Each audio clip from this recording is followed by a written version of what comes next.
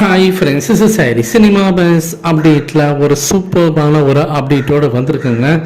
So Lokesh Kanagaraj அவர்கள் பார்த்தீங்கன்னா சமீபத்தில் ஒரு இன்டர்வியூ வந்து பேசியிருந்தார், நம்ம எல்லாருக்குமே தெரியும். ஸோ கூலி படத்தோடைய நிறைய அப்டேட்ஸ் வந்து கொடுத்துருந்தாரு. அதில் குறிப்பாக கூலி படத்தோடைய கதை இப்போ வந்து என்கிட்ட நீங்கள் வந்து இந்த படத்தோட கதை என்ன அப்படி ஒன்லைனில் சொல்லு அப்படின்னு சொல்லி கேட்டிங்கன்னா கண்டிப்பாக என்னால் சொல்ல முடியாது. அது கொஞ்சம் காம்ப்ளிகேட்டடான கதை தான். இது நீங்கள் படம் முடிச்சுட்டு வெளியில் வரும்போதே நீங்கள் வந்து அந்த கதை இப்படி தான் இருக்குன்றதை நீங்கள் ஈஸியாக புரிஞ்சிக்க முடியாது.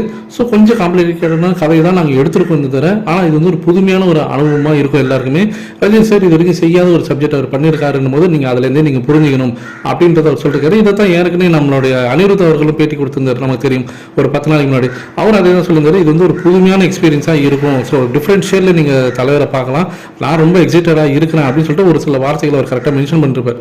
அப்போ கண்டிப்பாக இந்த படத்தோட கதை கண்டென்ட் வந்து ரொம்ப ஸ்ட்ராங்காக இருக்குது அப்படின்னு நல்லாவே தெரியுது. ஆனால் அதை தாண்டி அடுத்த ஒரு விஷயம் என்ன அப்படின்னு பார்க்கும்போது, இந்த படத்தில் வந்து எல்லாரும் வந்து கேமியோ ரோல் பண்ணுறாங்கன்ற மாதிரி சொல்கிறாங்க. அப்படி கிடையவே கிடையாது. எல்லாரோட ரோலுமே ரொம்ப ரொம்ப இம்பார்ட்டன்ட் தான். எல்லாருக்குமே இம்பார்ட்டன்ஸ் கொடுத்துருக்கோம். நீங்கள் அந்த படம் பார்த்துட்டு வெளியில் வரும்போது உங்களுக்கு புரியும் ஏன் இவங்களை வந்து இந்த கேரக்டருக்கு வந்து நாங்கள் தேர்ந்தெடுத்தோம் அப்படின்றது தெரியும். ஆனால் அது எல்லாத்தையுமே தாண்டி ஸோ இவங்க இத்தனை பேர் இருந்தும் ரஜினி சாருக்கு அந்த வெயிட்டேஜ் இருக்கணும் படத்தில், அதையும் நம்ம பார்க்கணும். ரஜினி சாரோட ரோல் வந்து ஒரு பவர் ஹிட்டிங்கான ஒரு ரோலாக தான் இருக்கும். இவங்க எல்லாருமே இருந்தாலுமே கூட அவங்கள தாங்கி ஒரு டாமினேட் பண்ணக்கூடிய வகையில் தான் லோகேஷ் கனகராஜ் செஞ்சிருக்காரு அப்படின்றது நம்ம நல்லாவே தெளிவாக தெரியுது.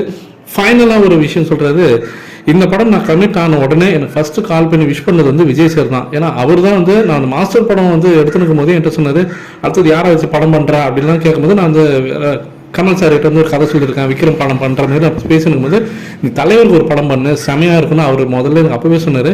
அதே போல் இந்த படத்தோட அனௌன்ஸ்மெண்ட் வந்தோடனே எனக்கு முதல் கால் பண்ணி விஷ் பண்ணது விஜய் சார் தான் அப்படின்றது இங்கே பதிவிட்டிருக்காரு. இதை பற்றி உங்களோட கருத்துக்கள் என்ன? ஸோ லோகேஷ் கனகராஜ் சொல்கிறது கண்டிப்பாக வேறு லெவலில் தான் இருக்குது, கூஸ்பம்ஸாக. உங்களோட எதிர்பார்ப்பு என்ன அப்படின்றது கீழே சொல்லுங்கள் ஃப்ரெண்ட்ஸ்.